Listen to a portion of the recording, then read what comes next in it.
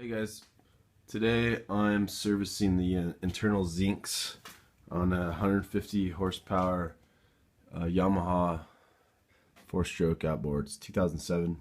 Just want to show you where the internal zincs are. There's three. There's one here on the lower head, and then one there with the other red mark there on the upper head. And then there's one on the exhaust side of it. You can see I've already removed it. See that hole? It's a big nasty chunk of salt buildup. And this is the actual zinc I just removed. Should be kind of square on the tip. This one's pretty worn. I'm going to hit it with a stainless steel brush just really lightly and see if I can clean it up and see what we have here. I'm probably going to end up replacing them all. They don't cost that much, they're worth it. You can see here it's held on by, it goes like this, so it's held on by this bolt on the right, it's 12mm, and then the actual zinc is held onto this plate here by a 10mm bolt. So you'll want to remove that, and the actual replaceable part is the nasty crusty part. Save the O-ring. Just some background on this motor. I got it 3 months ago. I haven't run it in my boat yet. It's just on my stand in my garage. But the owner said he kept it in the marina on his boat, and so that most of the zincs are pretty well gone. They're still serviceable, luckily. They're still there. But this one, you can see is totally needs to be replaced. It still does have some metal, but not another season left in it. But he used to flush it with salt away, he said, when he would get back to the marina. The problem with doing that is the motor is, I assume, is going to be cold by that point.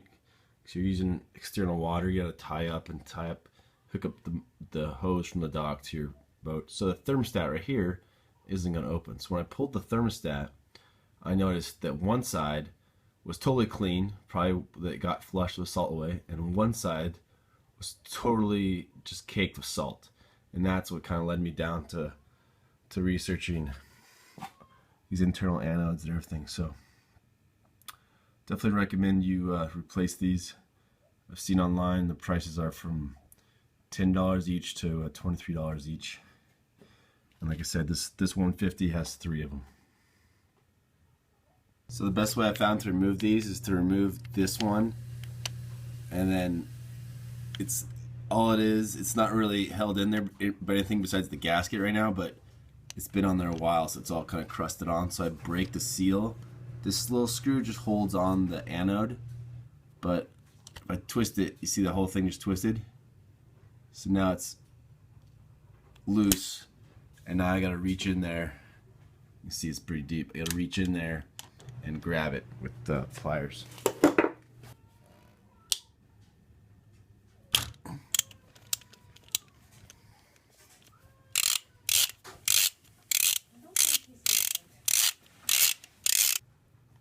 Don't break it, just try not to break it off. Do it live on the camera, okay.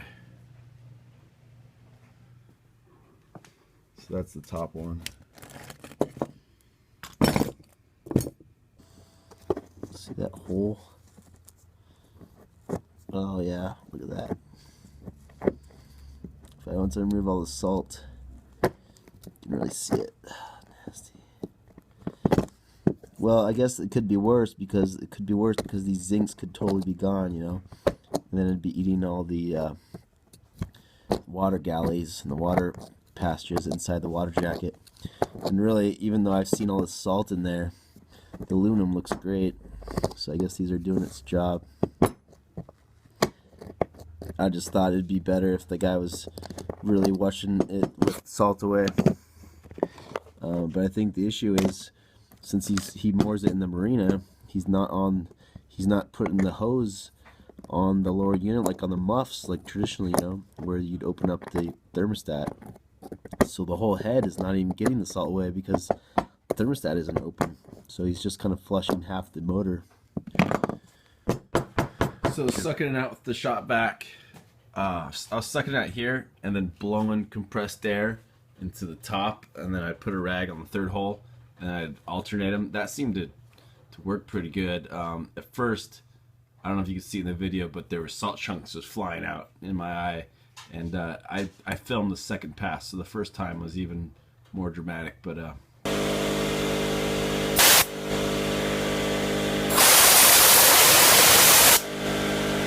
yeah, I just want to physically remove as much salt as possible because the obviously the chemical and salt terminator isn't going to move those big chunks as fast. It's going to kind of slowly eat away. So yeah, I'd recommend try to physically scrape out and blow out and suck out as much as you can. Can you see those salt crystals down there? I don't know, I don't know, half the size of a dime. Pretty big. Interesting. Never thought there'd be crystals that big in there.